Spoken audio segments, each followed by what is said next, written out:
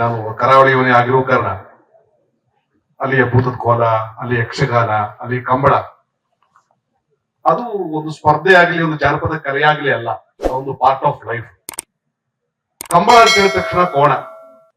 ನಮ್ಮ ಸಿನಿಮಾದಲ್ಲಿ ಈ ಕರಾವಳಿಯಲ್ಲಿ ಕೋಣ ಹೊಡೆದಕ್ಕಿಂತ ಜಾಸ್ತಿ ಹೊಡೆದಂತವರು ನಮ್ಮ ಟೆಕ್ನಿಷಿಯನ್ಸ್.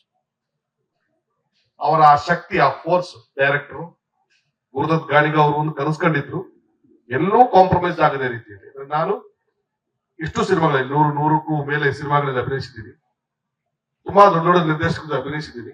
ಆದ್ರೆ ಒಂದು ವಿಷನ್ ಇಟ್ಕೊಂಡು ಆ ಗೋಲ್ ರೀಚ್ ಮಾಡೋದಕ್ಕೆ ಹೇಗಾದ್ರೂ ಮಾಡಿ ಶತಾಯ ಗತಾಯ ಆ ಕನಸನ್ನ ನೆರವೇರಿಸಿ ಇವತ್ತು ಕೊನೆಯ ದಿನದ ಚಿತ್ರೀಕರಣಕ್ಕೆ ಬಂದಿದ್ದಾರೆ.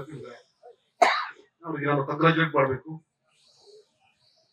ಇಷ್ಟು ದೊಡ್ಡ ಕಲಾವಿದ ಬಳಗವನ್ನು ಇಟ್ಕೊಂಡು ರಮೇಶ್ ಇಂದ್ರ ಅವರು, ಶ್ರೀಧರ್ ಸರ್ ಹಿರಿಯ ಕಲಾವಿದರು, ನನ್ನ ಆತ್ಮೀಯ ಗೆಳೆಯ ಪ್ರಜ್ವಲ್ ಅವರು, ಸಂಪದ, ರಾಜ್ ಬಿ ಶೆಟ್ಟಿ, ಇಷ್ಟು ಕಲಾವಿದರನ್ನ ಒಟ್ಟು ಸೇರಿಸಿ ಇಲ್ಲಿವರೆಗೆ ಅವರು ಕಾಣದ ರೀತಿಯಲ್ಲಿ, ಇಲ್ಲಿವರೆಗೆ ಅವರು ಮಾಡದೇ ಇರೋ ಪಾತ್ರವನ್ನ ವಿಶೇಷವಾಗಿ ಕಾಣಿಸ್ಬೇಕು ಅನ್ನೋ ಒಂದು ಕನಸನ್ನು ಕಂಡುಕೊಂಡು ಆ ಕಲರ್ ಪೈಲಟ್ ಆಗಿರ್ಬೋದು, ಅಲ್ಲಿ ವಾತಾವರಣವಾಗಿರ್ಬೋದು, ಅದನ್ನ ಸಿನಿಮಾವನ್ನ ಚಿತ್ರೀಕರಿಸುವ ಒಂದು ವಿಧಾನ ಆಗಿರ್ಬೋದು, ಬಹಳ ದೊಡ್ಡ ಚಾಲೆಂಜ್.